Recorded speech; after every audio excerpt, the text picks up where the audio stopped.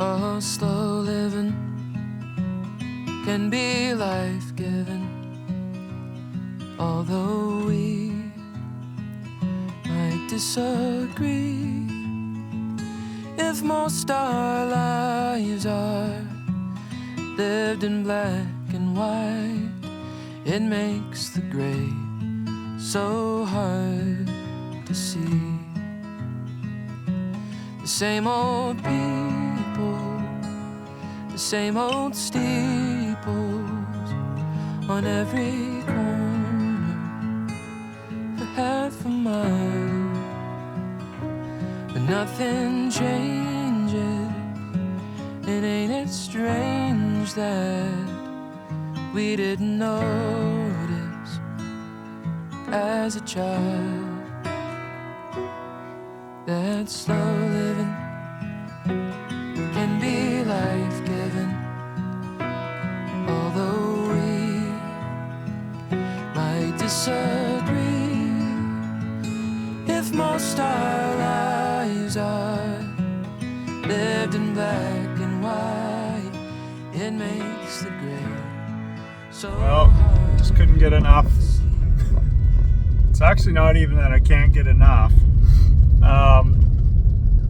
I just have this like instinct to hunt right now. The bucks are rotting. We've seen them chasing does kind of all over the place, and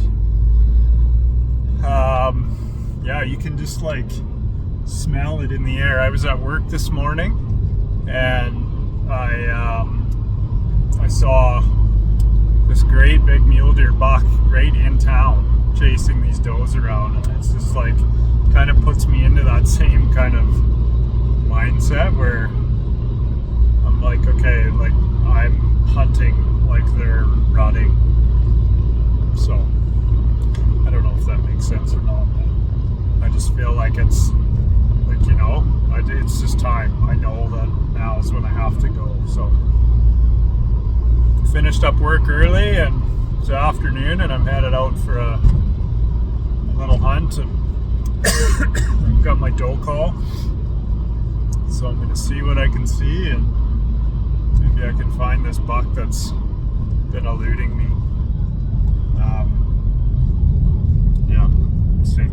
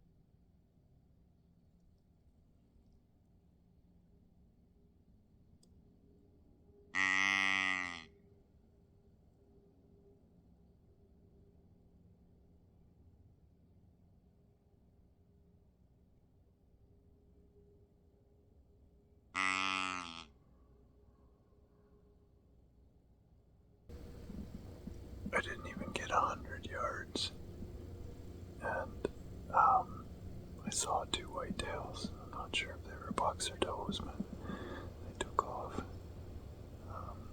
Not even took off, I could just see their tails through the trees. So I stopped right away, and I'm just gonna call. I mean, that's the best sign that I can find. I'm kind of hoping it was just a couple does. If the buck is with the doe, they won't always leave them. They'll kind of just stay with them. Doesn't matter who else is around, even if I'm making doe sounds or whatever. So, yeah. Just keep calling for a bit and see what I can see. But they're here. Right in the right area. I definitely found kind of the hot spot where they hunker down.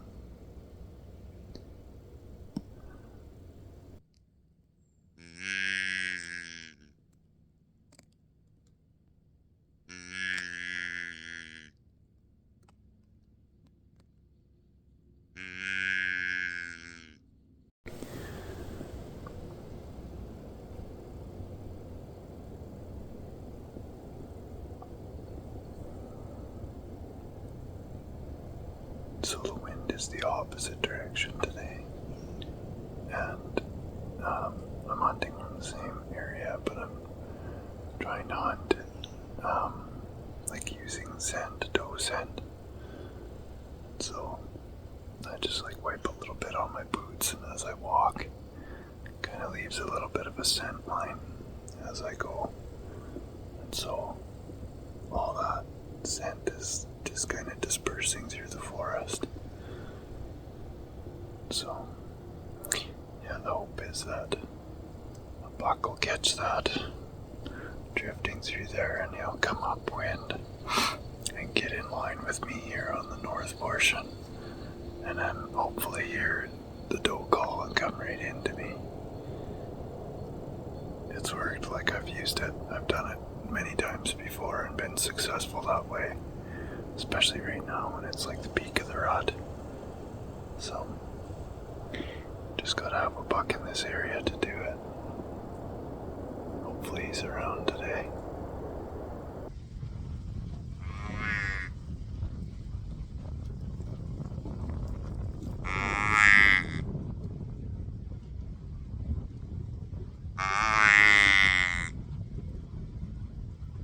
It's getting kind of chilly, so I decided I'm going to start building a little bit of a blind one here.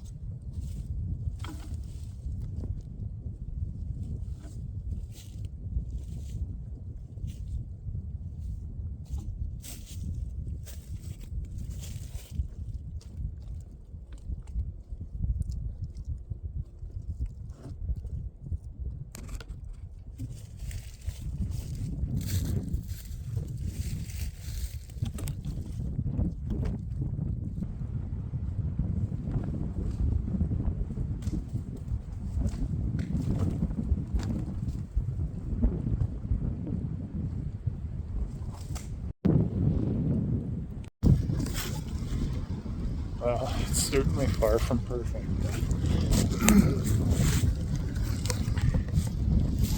Just a little,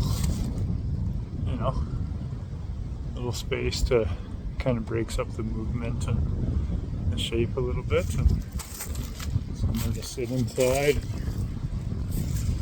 get in there and give it a go. Try out our fancy new fort.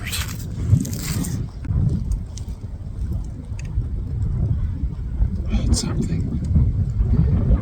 Just break up the shape a little bit, and actually breaks the wind quite a bit too.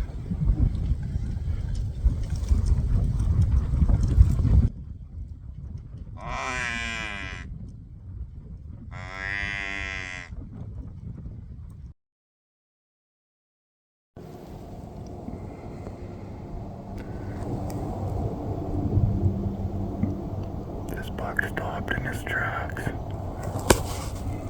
when he heard my doe bleed. It's super dark still.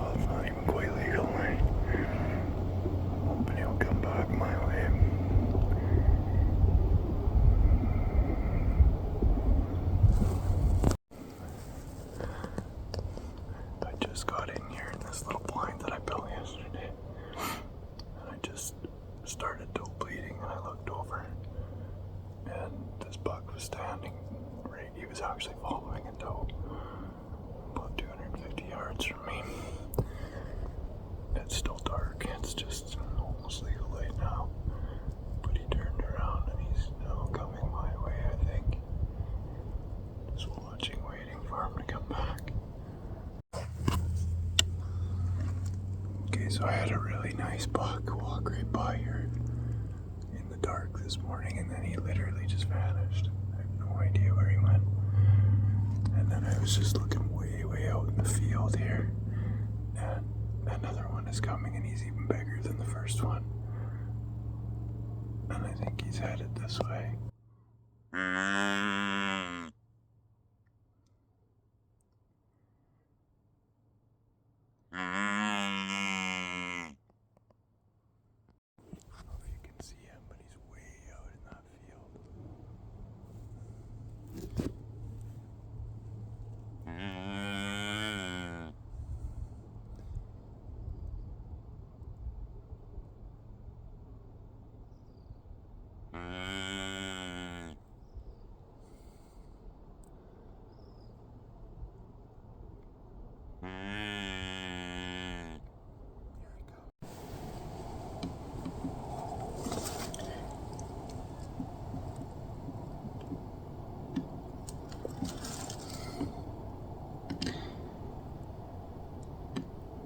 So that buck he's on a scent line. It looks like he's going right back to the source. He headed back east. And he's following that scent which I laid, starting like back about a kilometer ago. So I'm hoping he's just gonna do a circle around and get on that scent and just keep following it. And come right to me. I'm pretty sure he will. He's just got to find it. I can tell he had his head down the whole time, trying to find where the smell's coming from.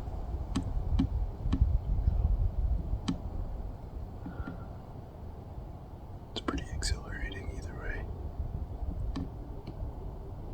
To have two different great big bucks kind of right in the vicinity. Hopefully he makes his way back.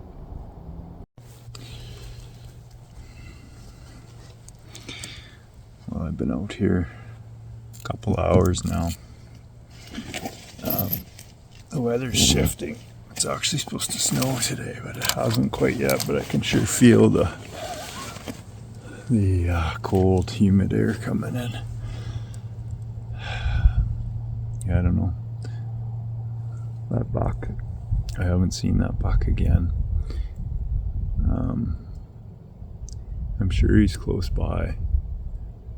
I'm sure he's following that scent line, and there was another doe there too this morning. So anyways, I'm hoping that he still comes by. I'm gonna hang out here for a bit more before I go have a look around a bit. Made some oatmeal on the thermos.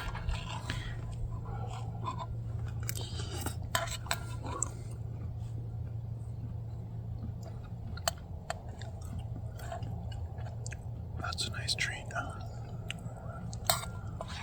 It's so cold.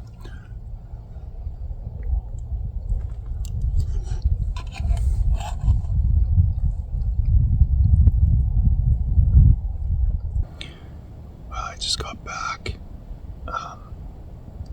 Was sitting here eating my oatmeal, and another buck went by, and he was way out on that far past the fence line again. And I think there's another doe that went through there that was in estrus this morning, because all three of those bucks have been on that same scent. She's a wanted lady.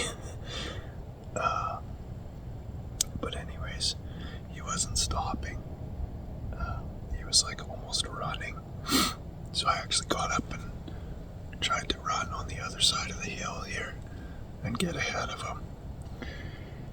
And yeah, I don't know which direction he ended up going or where her scent line goes, but I stopped up at a clearing about probably like half a kilometer, 3/4 of a kilometer up.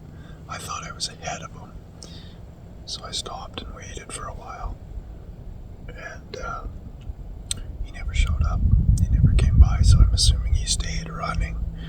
And I just never caught up to him. But he was a smaller guy, like probably a 2 or 3 year old buck. Which is fine. I'm fine with whatever.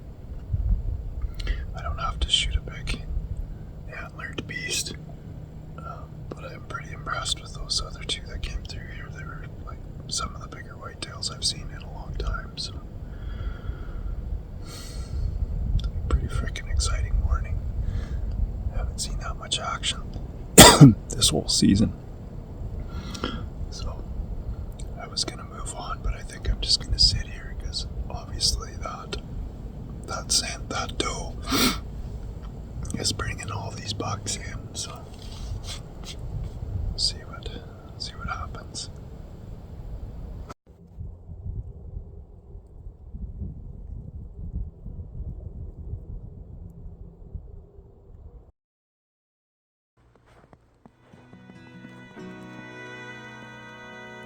Sitting on the porch steps in the town where we met, after the sun sets on a Friday night.